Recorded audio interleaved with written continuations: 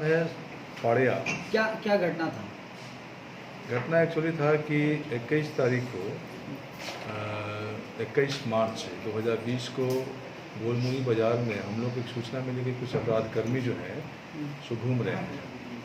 तो इसी सूचना के आधार पर हम लोगों ने उसका रेकी किया। तो एक जगह पे 3 लड़के को हम लोग देखे कि खड़ा है। मनीष का दुकान था, लेट नाइट तक खुला रहता है राशन का।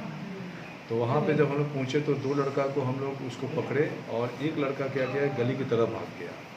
तो जो पकड़े गए, जो दोनों लड़कों के पास से हथियार मिला था 7.62 का और एक 2 हथियार मिला था, कुछ गोली मिली।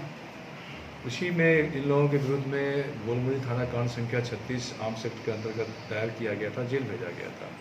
तीसरा जो इसका अभियुक्त था उसका सिर्फ हम लोग को यही नाम आया था कि वो भागने वाले का नाम पाड़िया है, जो चाईबासा का है। तो इन लोगों के साथ एक मोटरसाइकिल भी हम लोगों को रिकवर उस समय हुआ था। मोटरसाइकिल का जब हम लोग उसका छानबीन किए तो मोटरसाइकिल वाले को पकड़े। मोटरसाइकिल का इसने यहाँ के घटना के बाद जाके चाईबासा में केस कर दिया था कि मेरी मोटरसाइकिल की चोरी हो गई, जिस पे पाड़िया भी सिग्नेचर किया था। इन्हीं लोगों के उस मोटरसाइकिल वाले को पकड़ने के बाद फिर पाड़िया के हम लोग लोकेशन लेकर के पाड़िया को पकड़े। ये चक्रधरपुर के थाना क्षेत्र से ये पकड़ा गया। पकड़ाने के बाद से ये उससे पूछताछ में इस अपराध को स्वीकार किया कि ये भी था।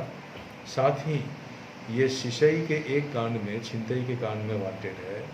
बरियातू को एक छिनतई के कांड में वांटेड है, फरार चल रहा है।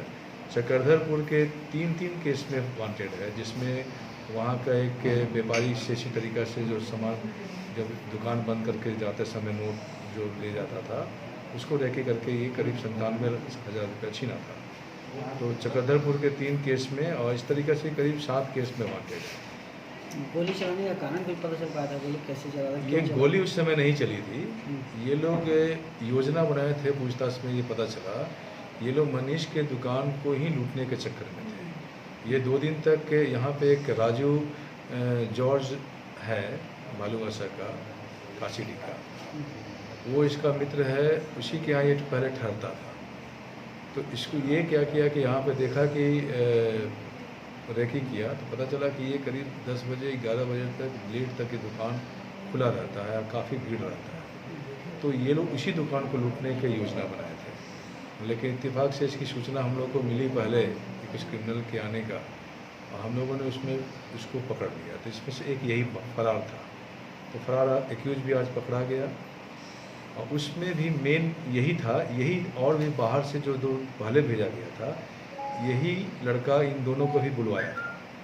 इसलिए इसका पकड़ा जाना एक बड़ी सफलता है और इससे हमारे ज़िला के अलावे चाईबासा ज़िला और गुमला ज़िला का 1 केस और रांची ज़िला का 1 केस, ये तीनों केस का उद्भेदन हुआ। वहाँ के पुलिस को भी हम लोग बोलेंगे इसको रिमांड करने के लिए।